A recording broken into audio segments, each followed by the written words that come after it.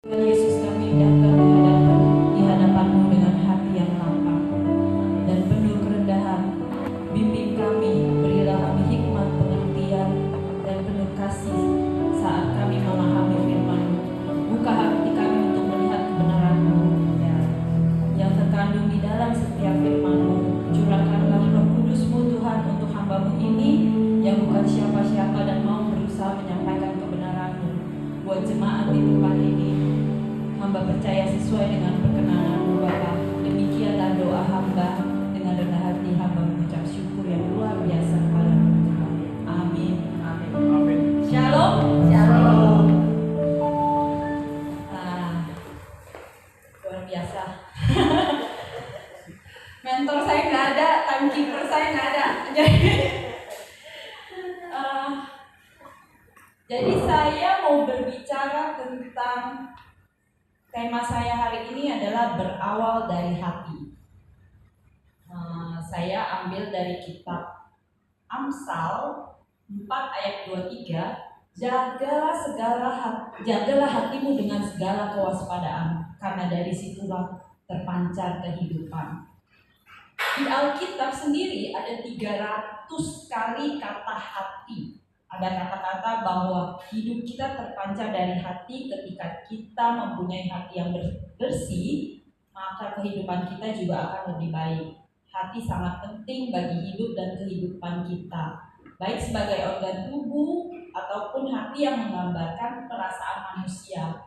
Jadi hati itu sebetulnya organ yang sangat penting ya, karena hati di dalam tubuh kita itu cuma ada satu. Dan hati itu fungsinya untuk mulai menghancurkan racun hingga pencernaan. Kalau hati kita rusak dan sudah tidak bisa lagi gitu, kita akan meninggal gitu pada saat itu. Tapi kalau misalnya kayak ginjal, mungkin kita bisa ada lah ya, gitu kan, bisa diganti gitu. Jadi manusia itu bisa hidup maksudnya bisa hidup dengan ginjal yang lain, tapi hati itu tidak bisa gitu. Karena hati itu sangat penting buat kehidupan. Dia adalah sumber kehidupan bagi manusia juga gitu. Tapi yang saya mau bicara di sini adalah hati sebagai perasaan. Karena di sini hari ini saya berbicara tentang hati sebagai sumber kehidupan kita. Di mana ada 2 poin yang saya bahas di sini adalah untuk menjaga hati dan hati yang bersukacita. Coba Bapak Ibu di sini saya bertanya, apakah hatinya terjaga dengan baik? Apakah bersukacita dengan senantiasa? Amin ya. Amin. Jadi poin yang pertama saya bicara tentang menjaga hati. Raja Salomo itu seorang raja yang luar biasa itu, dia mengatakan bahwa jagalah hatimu dengan segala kewaspadaan, karena dari situlah terpancar kehidupan. Di Amsal 4 ayat 23 ini mengatakan, jadi saya bicara tentang hati adalah pusat intelektual, perasaan, dan kehendak. Semua terpancar itu dari hati kita. Seseorang bisa terlihat bersinar ataupun muram ataupun penuh hidupnya penuh dengan stres dan tekanan hidup, itu semua kita bisa lihat dari hatinya. Tapi yang mengetahui hati kita itu hanya kita sendiri dan Tuhan gitu. Jadi di dalam dalam hati kita, kalau kita kotor, itu akan menimbulkan tindakan yang menstimulasi otak untuk sifatnya jahat gitu loh, bahwa untuk membunuh. Dari Alkitab pun kita sudah belajar tentang Habel dan Kain, di mana Kain itu tidak diterima persembahannya oleh Tuhan Yesus, maka Kain mempunyai sifat yang iri hati gitu loh, dengki. Dalam Kejadian 4 ayat 6 itu Tuhan Yesus berkata kepada kepada Kain gitu loh. Kok kamu mukanya muram? Apakah kamu dengan berbuat baik aja kamu nggak bisa gitu loh? Kan bikin muka kamu tuh berseri-seri gitu, senantiasa sukacita selalu gitu kan. Tapi Kain itu tidak begitu. Jadi sejak awal ini itu Kain dan Habel itu adalah keturunan Adam dan Hawa. Jadi sejak awal itu di Alkitab pun sudah mengatakan bahwa hati kita kalau kotor berarti tidak ada yang bisa, maksudnya itu semua adalah dari pilihan hidup kita gitu. Kita mau berbaik hati atau kita mau mempunyai hati yang bersih atau mempunyai hati yang dengki, penuh dengan kemarahan gitu kan. Jadi menyatakan bahwa kita harus menjaga hati kita berkuasa atas dosa. Dimana kalau kita tidak menjaga hati yang terluka dan menimbulkan dosa dalam hidup ini, kita semua pasti punya persoalan ya. Dimana persoalan dan hati itu sangat berperan. Makanya dimana hati itu adalah pusat intelektual, perasaan dan kehendak. Dari hati timbul perasaan yang kayaknya mungkin di dalam hati kamu ada penuh kebencian. Kalau kamu tidak mengeluarkan rasa pengampunan atau maaf atau apapun juga gitu, hati kamu itu akan menimbulkan kehendak gitu, kehendak untuk membunuh atau membenci. Rasa iri hati itu akan menimbulkan kepahitan. Itu yang kedua ya, maksudnya kita belajar di sini, makanya kenapa saya bilang hati itu adalah pusat intelektual, perasaan dan kehendak. Yang kedua adalah hati melahirkan karakter dalam dirimu. Amsal 27 ayat 19 berkata, seperti air mencerminkan wajah, demikianlah hati manusia mencerminkan manusia itu. Dan Matius 15 ayat 19 berkata, karena dari hati timbul segala pikiran jahat, pembunuhan, perzinahan, percabulan, pencurian, sumpah palsu, dan hujat. Kalau kita bisa menjaga hati kita dan menjadikan hati kita lebih bersih, itu akan melahirkan karakter yang baik dalam hidup kita. Karena kita tidak memelihara kepahitan. Tapi kalau kita terus, misalnya jadi gini, seseorang itu akan hati itu menurut saya berawal dari hati itu berperan penting gitu loh. Karena semua itu yang kita lihat itu akan kita rasakan. Apakah kita ngelihat nih teman kita punya mobil baru, wah kayaknya kita iri atau gimana, itu semua dari hati kita. Kalau hati kita tidak bersih gitu, jadi semua itu akan menimbulkan pikiran yang negatif gitu. Saya mau seperti dia, apapun caranya saya harus bisa nih seperti dia gitu. Jadi itu adalah, makanya kalau di Alkitab kita tuh belajar tentang, saya mau kasih contoh soal Daud ya. Daud itu adalah raja yang diurapi oleh Tuhan Yesus gitu, oleh Allah Bapa. Nah, tapi awal-awal itu Daud itu di Alkitab ada cerita tentang Daud dan Saul ya, di mana Tuhan memerintahkan Samuel ke rumah Esai dan memilih anaknya menjadi orang yang diurapi menjadi raja. Bahkan Samuel pun berpikir nih, nggak mungkin Daud gitu loh. Daud itu perawakannya tidak ada, kecil, dan dia hanya penggembala domba gitu. Tapi Tuhan bilang, begitu si Samuel datang ke rumah itu berkata kepada Esai, dia bilang katanya bukan kakaknya gitu loh. Karena saya nggak melihat perawakan yang tinggi gitu. Jangan pandang parasnya dan perawakannya yang tinggi, sebab aku telah menolaknya. Jadi bukan yang dilihat manusia, yang dilihat Allah. Manusia melihat apa yang ada di depan mata, tetapi Tuhan itu melihat hati. Jadi kita tuh harus menjaga hati kita, bahwa Tuhan itu melihat hati kita. Dia nggak melihat maksudnya kita tuh ganteng atau cantik atau penuh apa gitu loh. Maksudnya perawakannya itu tidak. Jadi beda ya, yang dilihat manusia dengan dilihat Tuhan itu sangat berbeda.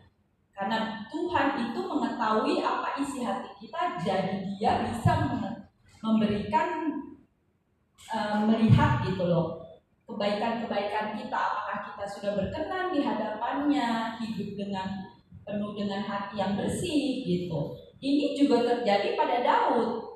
Daud itu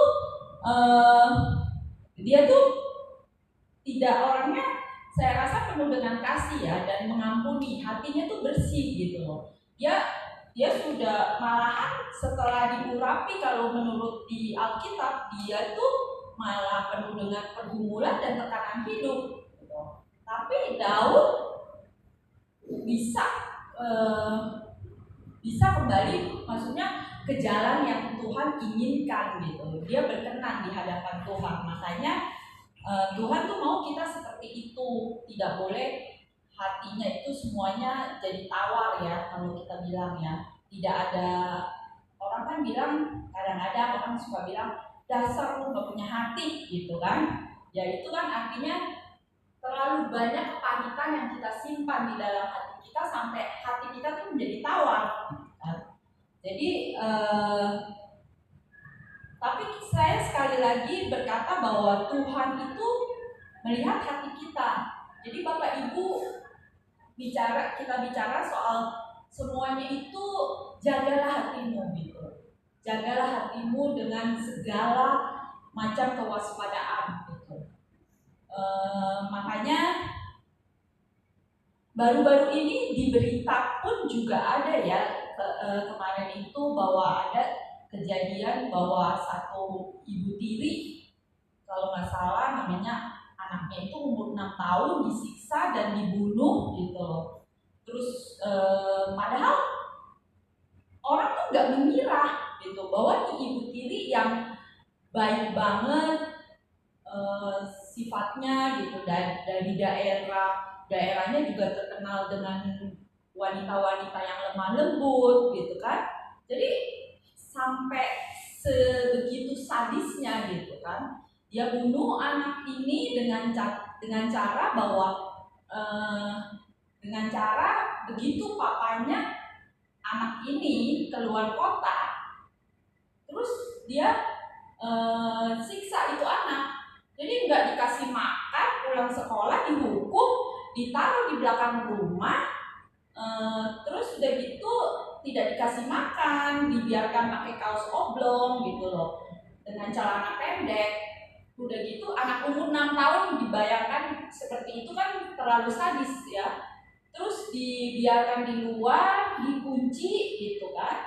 Dan pada saat itu hujan deras, malam tidak dikasih nyala lampu begitu kan. Kalau kita bayangkan juga sangat tragis kan gitu loh, hatinya ini gimana gitu kan. Terus udah gitu anak itu terakhir dibukakan pada keesokan harinya.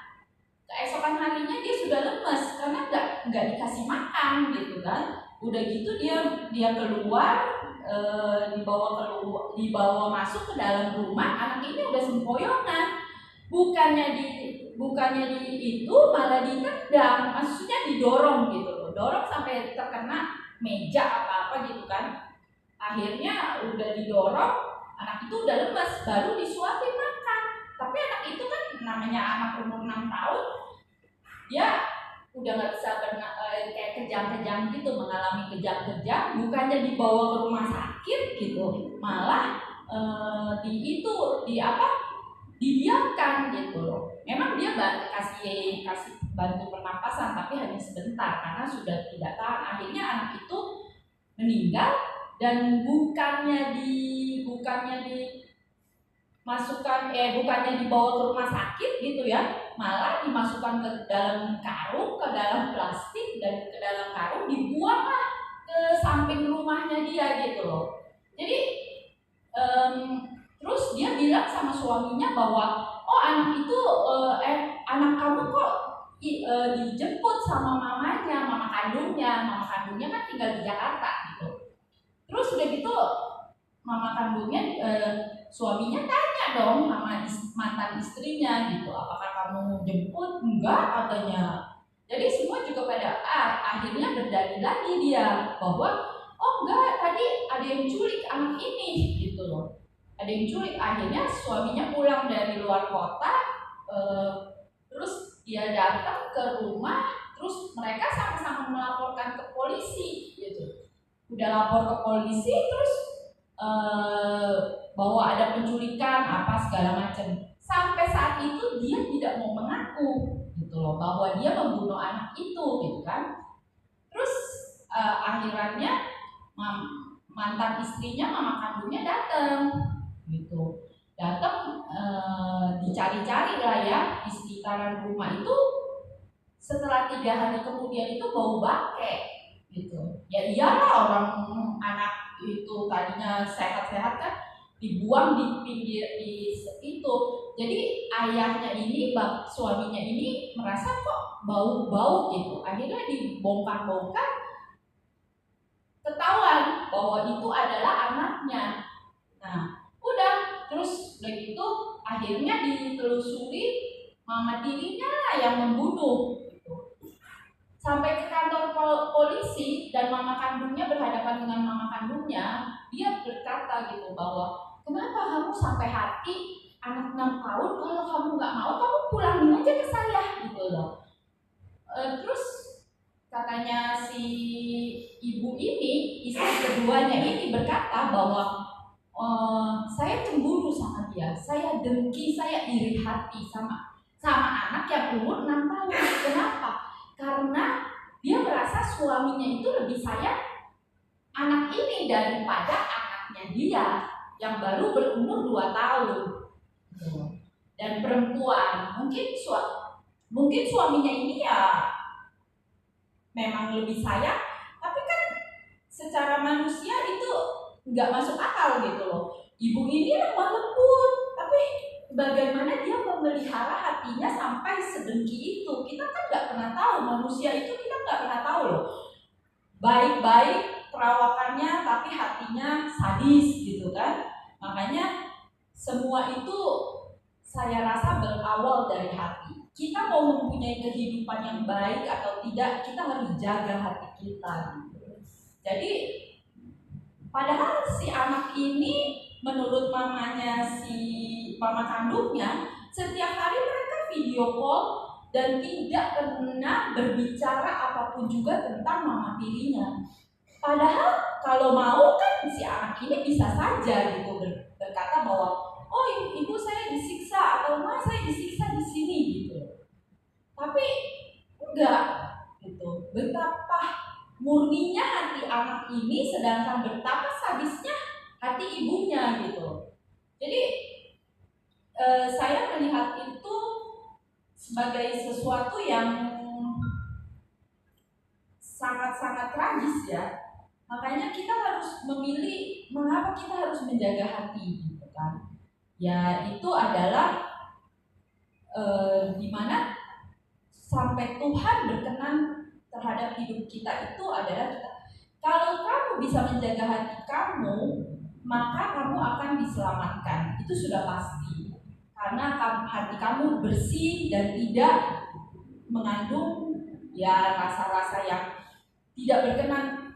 Bahkan sampai pembunuhan itu maksudnya saya luar biasa gitu. Sampai sedengkinya itu. Jadi perasaan itu jangan kita main-main gitu dengan perasaan kita sendiri gitu. Kita harus berlatih untuk memaafkan dan mengampuni gitu kan. Baru bisa keluar dari situasi kita tidak punya kepahitan hidup. Yang berikutnya, Aiko, sukacita senantiasa. Ini yang kedua, karena menurut saya Amsal 17 ayat 22 itu mengatakan hati yang gembira adalah obat yang manjur, tetapi semangat yang patah mengeringkan tulang. Jadi di dalam saya kembali lagi ke Daud ya. Daud sendiri tidak membiarkan hatinya penuh kepahitan. Padahal dia tuh di uber-uber sama Saul itu selama mungkin kurang lebih 15 tahun gitu loh. Dan dia itu ada beberapa kejadian di Alkitab itu berkata bahwa Saul itu di depan mata dia. Kalau dia mau membunuh Saul itu bisa gitu. Setiap kali itu bisa gitu. Kayaknya ada kesempatannya mungkin 3 kali ya. Tapi dia tidak gitu. Dia bilang sama Tuhan bahwa yes, saya tuh bahwa aku senantiasa memandang Tuhan gitu. Karena bersama Tuhan ada sukacita melimpah dan ada nikmat senantiasa. Jadi setiap kali dia mau melakukan kejahatan tuh dia ingat gitu. Oh, saya ingat Tuhan aja gitu kan. Jadi hidupnya tuh maksudnya hatinya lebih lemah lembut gitu. Penuh dengan kasih gitu kan. Jadi saya mau di sini kita itu harus belajar dari Daud gitu. Karena hati Daud itu selalu sukacita, hatinya penuh kasih, bahkan pengampunan. Dan yang paling penting adalah biar bagaimanapun hidup kekristenan kita dari pagi kita melayani sampai bagaimana menjadi seseorang yang panutan atau gimana gitu loh. Tapi kalau hati kita kotor, maka Tuhan tidak berkenan. Sia-sialah hidupmu. Isi hati kita dengan firman Tuhan. Beri pengampunan, mau berserah kepada Tuhan yang akan melahirkan karakter kasih di dalam kita. Buang segala iri hati, kemarahan, menciptakan kepahitan dalam hati sehingga menghilangkan sukacita dan perkenanan Tuhan dalam hidup kita. Mungkin beberapa, ya saya mau kesaksian sendiri sedikit ya. Mungkin beberapa dari Bapak Ibu tahu lah ya, kemarin itu saya masuk rumah sakit gitu kan. Awal-awalnya itu saya ada pendarahan yang tidak berhenti selama mungkin sekitar ya hampir 30 hari lah gitu.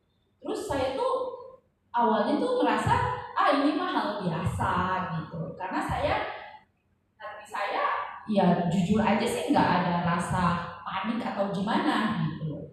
Tapi tiba-tiba anak saya si Kalista tuh transfer uang. Saya suka cerita kan sama dia, "Cek, mami begini, cek, mami begini." Saya pakai dia cek. Terus dia transfer uang. Terus dia bilang, saya bilang, "Cek, kenapa kamu transfer uang ke mami?" Gitu kan. Karena saya tahu mami bukannya nggak punya uang, tapi kalau mami tidak dikasih uang dari saya, mami nggak bakalan cek ke dokter. Jadi mau nggak mau, mami harus cek ke dokter. Saya bilang, "Aduh, cek nggak usah lah gitu. Iya nanti mami pasti cek ke dokter." Saya bilang gitu. Tapi si Kalista tetap kekeh. Udah, pokoknya mami harus cek ke dokter besok, gitu kan. Akhirnya ceklah saya ke Mandaya. Dibilangnya bahwa ini harus dikuret lah karena saya miomnya ada banyak, ada besar, dan terakhir itu ibu harus angkat rahim, tapi itu nanti katanya. Jadi sekarang ini harus dikuret dulu, masuk ke rumah sakit. Dikuret itu proses untuk mencegah supaya tidak pendarahan lagi gitu kan. Akhirnya saya bilang, terus saya telepon suami saya, Ivan.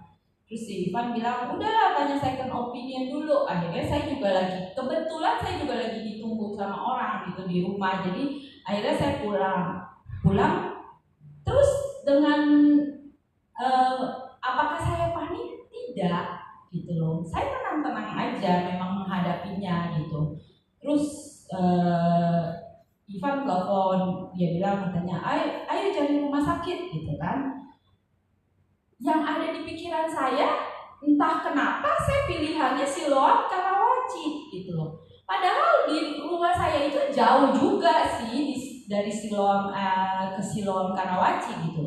Cuma daerah rumah saya itu menurut saya Saya sudah beberapa kali cek tapi nggak tahu, feeling saya tuh nggak dah, di sini aja gitu loh. Terus dengan saya tuh lihat buka aplikasi Siloam itu, saya ketemu satu dokter ini.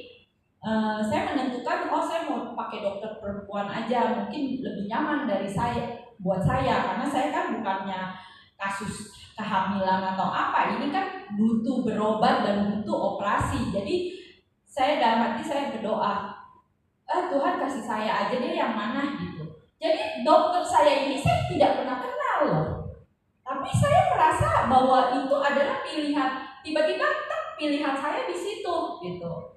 Udah, akhirnya saya buat janji, terus ya udah kita datang dengan Ivan gitu kan. Terus dia bilang katanya dokternya ternyata baik sekali orangnya gitu kan. Jadi dia bilang, iya ibu, nggak apa-apa sih, kita nggak buru-buru juga gitu. Awalnya dia bilang seperti itu, nggak buru-buru juga, tapi melihat emang miomnya ini sudah besar dan kayaknya sih memang diangkat rahim harusnya gitu kan. Nah pada saat itu dia bilang, bapak lihat deh ibu, katanya, ibu itu udah pucat sekali katanya gitu kan. Ibu pernah cek nggak HB ibu tuh berapa katanya. Saya bilang, ibu pernah cek medical nggak? Oh ya saya pernah, bulan 3, saya bilang gitu kan. Orangnya datang ke rumah saya itu biasanya karena sekalian sama papa saya, karena dia stroke, jadi saya palingan datang ke rumah terus dibawa lah darahnya, sampel-sampel darahnya baru dicek, nanti dia kasih hasilnya gitu kan. Udah, pas saya buka-buka, kebetulan nih ada buka hasilnya. Betapa kagetnya itu dokter, karena HB saya itu sudah 5 dari bulan Maret. Seharusnya itu HB itu adalah 11,7 kalau nggak salah.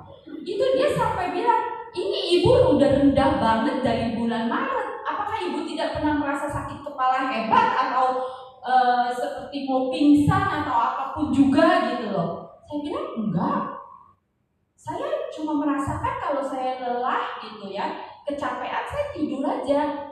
Dengan tidur itu saya bangun, ya udah beres gitu. Nggak pernah saya namanya merasakan parah banget sakit kepala aja, tidak pernah gitu loh. Malahan sekarang ini ya saya malah lebih sakit kepala daripada dulu gitu, saat HB saya tuh di bawah normal gitu kan. Tapi menurut saya itu dia bilang katanya ibu tuh harus dirawat hari ini juga. Terus jawaban Ivan, ibu tahu, nggak apa-apa lah dok, besok aja, kan belum pamitan sama anaknya lah. Dari bulan Maret aja dia bisa bertahan, masa 1 hari lagi nggak mungkin lah dok dia bakalan pingsan, ya gak? Ya saya juga dalam hati saya pikir begitu, cuma saya senyum aja gitu kan. Terus dokternya bilang, enggak ya, bapak berani jamin kalau ibu tuh nggak bakalan pingsan hari ini gitu kan. Saya mah takut loh pak, katanya. Dari bulan Maret aja HB-nya 5, apalagi sekarang yang dia lagi pendarahan hebat gitu loh.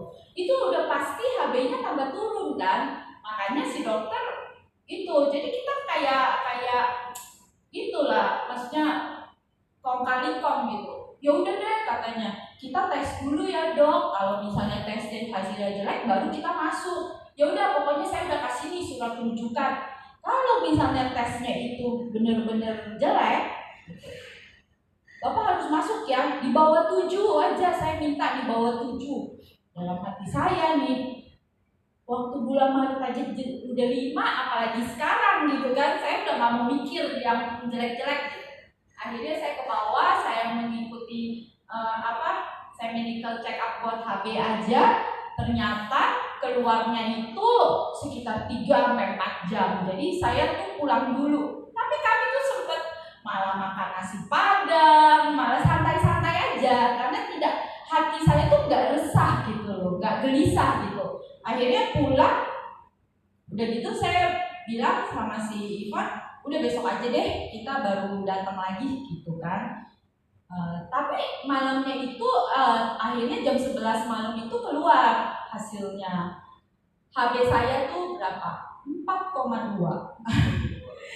jadi jadi saya tuh tetap aja gitu besok paginya tuh ya mungkin karena saya sudah mengetahui itu sedikit panik ada, cuma hati ini ya nggak resah banget gitu, biasa lah.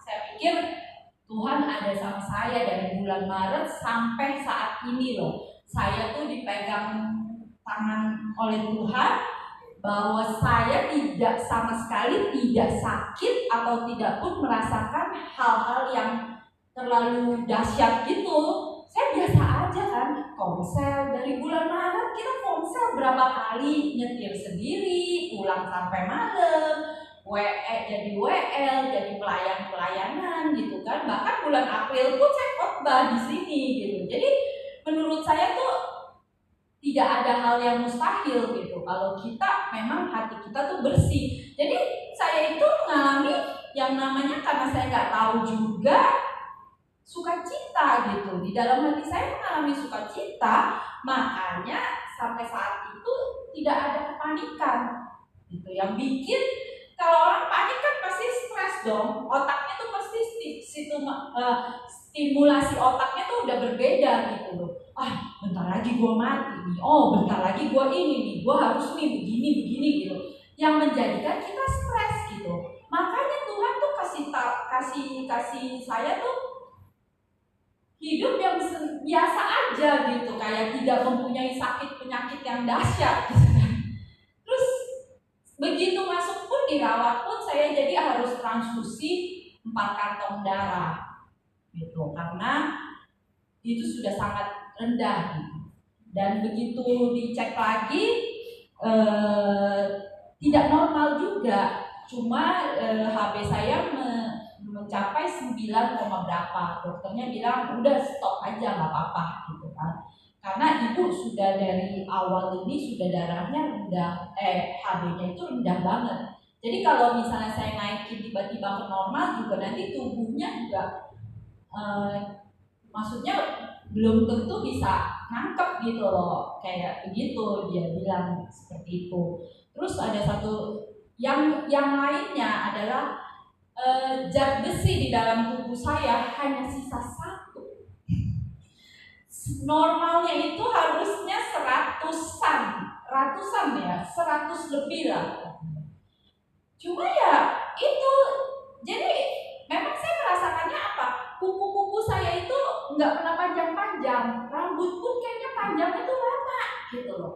Jadi saya tuh mikir memang ini kok kuku gua kok nggak panjang-panjang ya gitu kan. Tapi ya selain dari itu tuh udah nggak pernah ada hal-hal lain yang terlalu dahsyat gitu. Makanya suster-suster, perawat-perawat di sana setiap kali masuk ngeliatin saya, Bu, ibu nggak pernah kenapa-napa, maksudnya nggak pernah mengalami hal ini gitu kan? Enggak, saya bilang gitu. Hebat ya ibu gitu kan?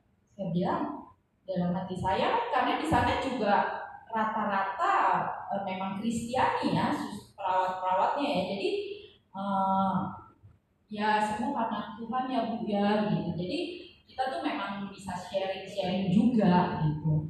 Jadi luar biasa menurut saya gitu. Itu kesaksian saya ini bertepatan dengan maksudnya yang karena hati saya tuh nggak terlalu stres, nggak bikin kepala saya mumet gitu loh. Bahkan mungkin Tuhan tuh bikin saya dewasa dalam iman banget gitu. Jadi bersabar gitu kan. Ya, makanya pada saat itu yang paling menyakitkan itu adalah justru begitu tahu saya zat besinya cuma 1, saya itu diinfus zat besi. Infus zat besi itu sakitnya luar biasa, tapi saya bisa bertahan. Makanya suster itu sampai bilang, dari yang awal saya diinfus, ditaruh jarumnya di sini, terus pindah lagi ke sebelah sini, pindah lagi ke sebelah sini. Semuanya itu mengalami memar yang luar biasa. sampai saat ini yang di sini karena zat besi itu saya mengalami masih biru ya kalau boleh dibilang, tapi sudah tidak sakit gitu. Terus akhirnya pada saat itu tuh saya susternya bilang, Bu, kalau misalnya ibu sudah tidak tahan, di stop aja ya, nggak apa-apa sus, udah tanggung, udah sedikit lagi gitu. Ya, saya sambil bicara, ngobrol-ngobrol juga ya. Waktu itu ada ibu, Bu Dita sama Bu Juli. Jadi ya kita semuanya santai-santai aja gitu. Padahal sih nyeri banget gitu, nyeri sekali gitu kan. Cuma ya udah, akhirnya 2 botol habis zat besi itu. Terus udah gitu, pokoknya segala macam itu saya dilindungi banget sama Tuhan karena hati saya itu bersih gitu loh. Jadi dari dibilangnya transfusi darah itu nggak mudah juga, kadang bisa timbul alergi yang parah gitu kan. Jadi pada saat saya bilang, Ibu alergi nggak? Enggak, gatal-gatal enggak? Tidak, sama sekali tidak. Jadi maksudnya tuh sehari 2 kantong pun dengan cepet gitu loh, dengan aman lah, pokoknya semuanya aman gitu. Terus udah gitu tiba saatnya saya di MRI, terus hasilnya mengatakan bahwa saya nggak perlu proses kuret karena kelihatannya memang harus diangkat rahimnya langsung gitu kan. Terus akhirnya saya banyak yang kasih masukan, kamu sama dokter ini aja. Teman saya pun juga bilang, Kak, lu ke sini aja yuk, begini-begini. Saya pikir ya, saya sudah nyaman di situ gitu. Buat apa saya keluar masuk, cari dokter lagi. Dan yang menurut saya, kalau kita mau mati dimanapun kita bisa gitu, lagi duduk aja kita bisa mati gitu kan. Ngapain sih kita harus pilih-pilih lagi gitu. Jadi secara bijak saya pikir udahlah, saya udah nyaman di situ, lagian juga udah dapat jadwal semua tindakan. Jadi akhirnya saya memutuskan sama si dokter juga. Padahal dokter ini bilang, Ibu kalau mau keluar dulu rawat jalan boleh, tapi jangan sampai terlalu lama gitu, karena ini prosesnya kan masih pendarahan saat itu gitu loh. Jadi ya udah, akhirnya saya bilang enggak deh dok, saya itu aja sama dokter aja gitu. Terus udah gitu, oke ya, pekerjaannya seperti ini Bu, dioperasi sekitar 3,5 sampai 4 jam, mungkin begini bla bla bla. Dia kasih itu, singkat cerita, setelah operasi itu saya keluar, saya ditawarkan obat bahwa ibu sakit gak, nyeri gak gitu kan. Kita mau masukin obat ya yang dari anus, itu tingkat dosisnya sangat hebat memang, supaya anti nyeri, supaya tidak merasakan sakit atau apapun juga. Tapi ya puji Tuhan, saya tidak perlu, saya bilang nggak perlu sus gitu kan. Beneran ya Bu, nggak perlu, nggak perlu, saya bilang gitu. Saya tidak merasakan sakit yang hebat, biasa-biasa aja, maksud saya masih bisa ditahan lah. Akhirnya saya cuma butuh paracetamol yang itu aja gitu loh, yang biasa, dosis biasa, hanya Panadol, intinya gitu, Panadol tapi yang diinfus gitu kan.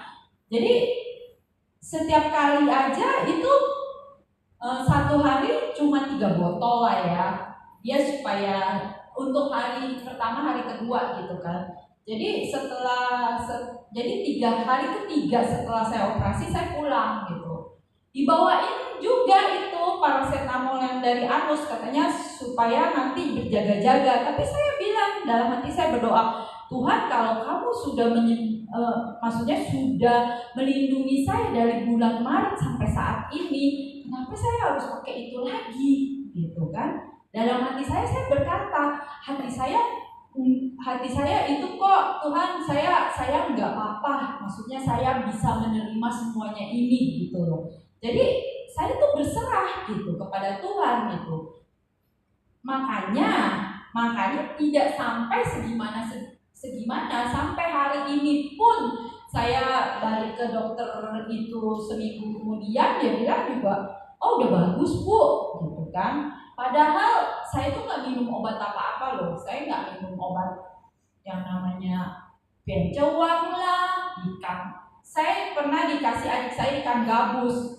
Saya cerita, aduh baunya minta ampun. Saya sampai nek-nek, saya bilang sama mama saya, stop ma, nggak usah kasih saya bilang gitu kan. Udah pokoknya tenang aja, bisa. Iya katanya ikan gabus kan bagus gitu kan. Saya cerita ke dokter saya bilang, aduh bu, sekarang mah nggak usah pakai gitu-gituan, antibiotik juga pada hebat kok gitu. Buktinya ini udah kering gitu. Jadi ya, tapi itu semua karena hati saya yang penuh dengan, maksudnya bukan sukacita gimana ya, maksudnya hati saya itu tidak ada rasa stres, rasa itu gitu loh. Jadi tidak gampang untuk bisa tersesat gitu. Maksud saya tuh itu. Makanya poin di sini saya mau bicara gitu loh. Hati yang gembira adalah obat yang manjur, itu benar. Itu tidak bohong sama sekali. Karena di mana hatimu, kamu bisa menempatkan hatimu, maka disitulah Tuhan akan berkenan akan hidupmu gitu. Jadi saya merasa bahwa semua itu adalah pilihan kita. Ayo Bapak Ibu, kita pilih yang terbaik buat hidup kita. Mau memaafkan, mau mengampuni, atau kita mau mengalami sesuatu yang kepahitan. Semua yang jelek-jelek kita pikirkan sampai stres, sampai timbul rasa marah, dengki, iri hati gitu loh. Sekarang hidup kita itu kapan Tuhan mau panggil ya udah gitu. Yang penting hati kita jaga supaya kita tidak mengalami stres yang berkepanjangan gitu. Jadi maksud saya ya belajar memaafkan, mengampuni serta melupakan. Itulah sehingga senantiasa ada sukacita di hati kita dengan kebaikan Tuhan, karena hanya kepada dialah ada sukacita penuh. Singkirkan segala amarah, kebencian, iri hati, jaga hatimu karena Tuhan kita adalah Tuhan yang melihat hati. Jangan biarkan hatimu terbelenggu dengan kepahitan, karena yang tahu isi hati kita adalah kita sendiri dan Tuhan Yesus. Kita bisa bersukacita selalu dan berbahagia dengan mengisi hati kita dengan kebaikan Tuhan. Amin Bapak Ibu.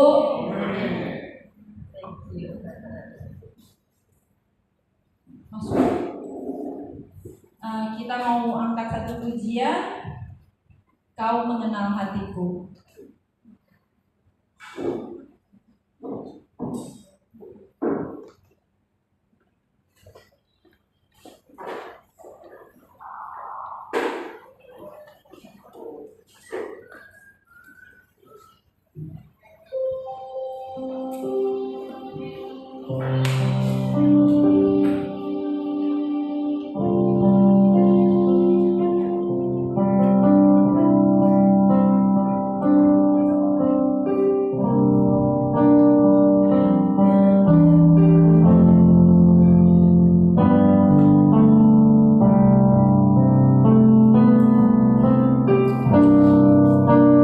Hanya dekat kasih-Mu Bapa.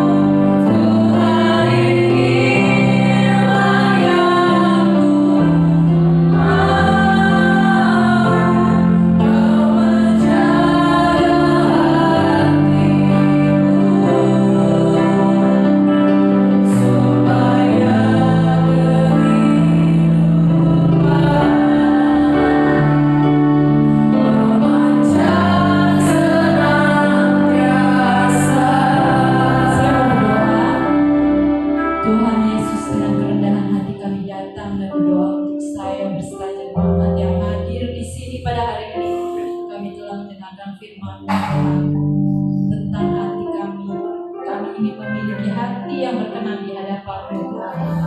Kalau ada yang tidak berkenan, kalau ada yang masih menyakiti hatiku Tuhan, apabila Kau dapati hati kami masih tidak beres, kami mohon pengampunan-Mu ya Bapa. Ampuni kami apabila kami masih menyimpan kebencian, iri hati dan dendam kepada orang lain Bapa. Tapi kami tidak mau menyia-nyiakan segala masalah karena hati kami yang kotor. Kami berdoa hari ini agar Roh Kudus-Mu ada di hati kami. Tahirkan hati kami Bapa. Kami tidak mau menyia-nyiakan semuanya, karena kami tidak memiliki kasih dan kebenaran Tuhan. Bantu kami agar kami dapat melepaskan pengampunan Tuhan. Kami tulus akan kasih-Mu. Kami mau menjaga hati kami dan bersuka cita senantiasa, karena hanya melalui Engkau kami akan merasakan sukacita kedamaian penuh. Bawa kami ke dalam rencana-Mu Bapa. Hamba berdoa untuk gereja di tempat ini, pelayan-pelayan di tempat ini. Pakai kami, ajar kami untuk berdamai dengan hati kami, sehingga kami menjadi tulus dalam semua hal dan hidup berkenan di hadapan-Mu. Demikianlah doa ini kami panjatkan dalam nama Tuhan